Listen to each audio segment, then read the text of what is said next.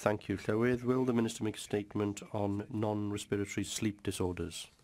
Thank you for the question. It is important that the cause of non-respiratory sleep disorders is identified early, as there can be a wide range of underlying issues ranging from neurological disorders or psychiatric disorders or more.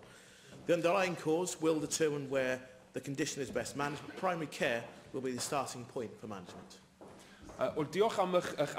Thank you for that response. And as you say, as things stand at the moment, the majority of sleep disorders are treated across departments within our hospitals.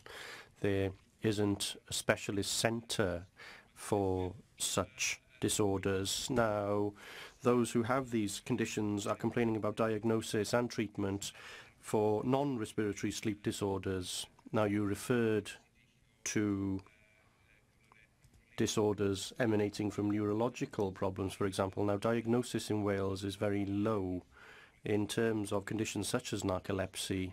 Do you have any plans to improve diagnosis and treatment for such conditions in Wales? And what's the prospect of developing a specialist centre, particularly for that wide range of sleep disorders here in Wales?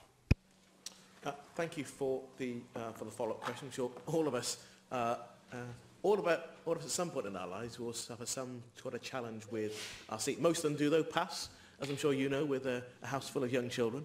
But in terms of the particular disorders and the wider challenges, we know that narcolepsy is a particular challenge, not just on sleep, but in daily life, and there's no current known cure. It's about managing the condition successfully. We do have a tertiary centre in an Iron Bevan University Health Board, but I have asked the Neurological Conditions Delivery Implementation Group to consider greater emphasis we could have on those who are affected by neurologically affected sleep disorders. So there is work on train. We know it's an area we need to expand our understanding and then understand where and how we manage the condition and help and support people in the most effective way possible.